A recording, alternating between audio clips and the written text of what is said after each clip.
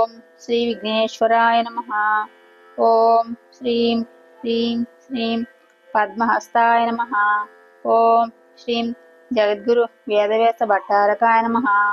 ఓం శ్రీం జగద్గురు శ్రీకృష్ణ పరంబ్రహ్మణే నమః.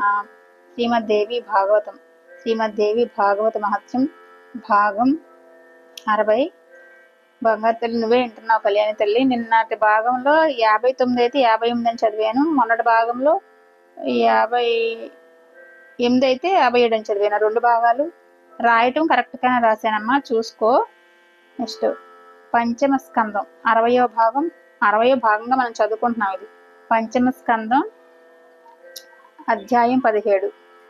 నిన్నటి భాగంలో మా అమ్మవారిని మహిషాసురుడు వివాహం చేసుకోమనగా అమ్మవారు నవ్వింది.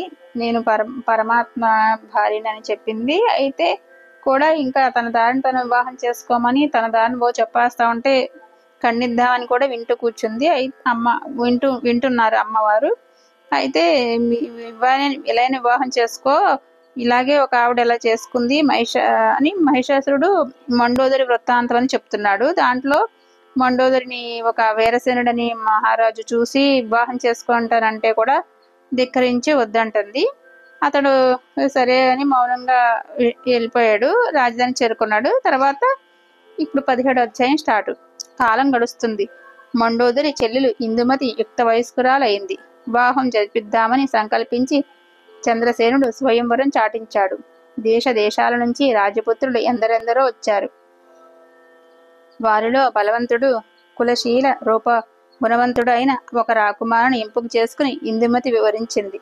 వెంటనే వివాహ సారంభాలు మొదలయ్యాయి. మండోదరి మనసులో తొలిసారిగా మన్మధుడు మెదిలాడు.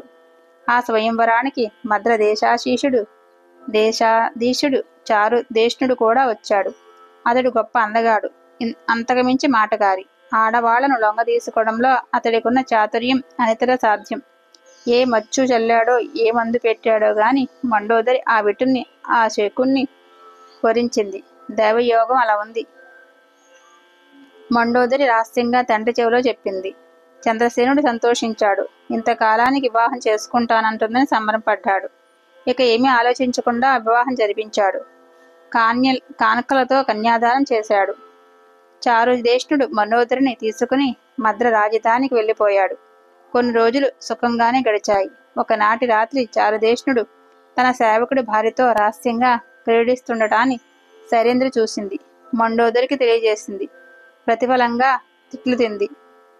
మండోదరి చిరునవ్వుతో చివాట్లు పెట్టింది. మరికొన్నాళ్లు గడిచాయి. ఒక వేశ్యతో రహస్యంగా క్రీడిస్తూ మండోదరి కంటపడ్డాడు. అయ్యో, మోసపోయానని విలపించింది.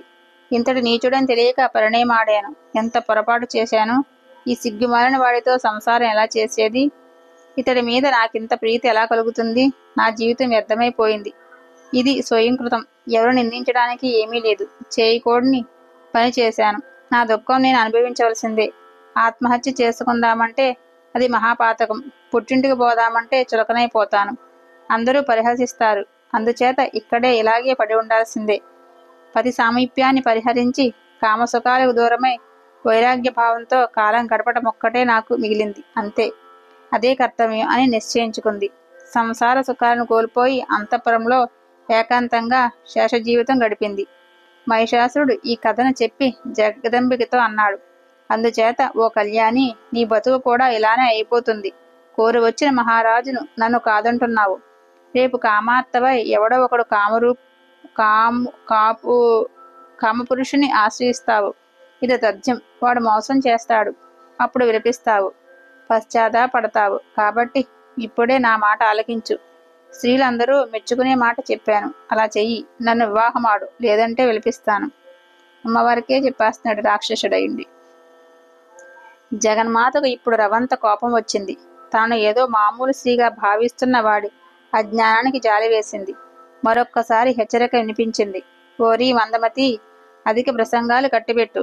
యుద్ధం చేస్తావో పాతాళానికి పారిపోతావో తేల్చుకో.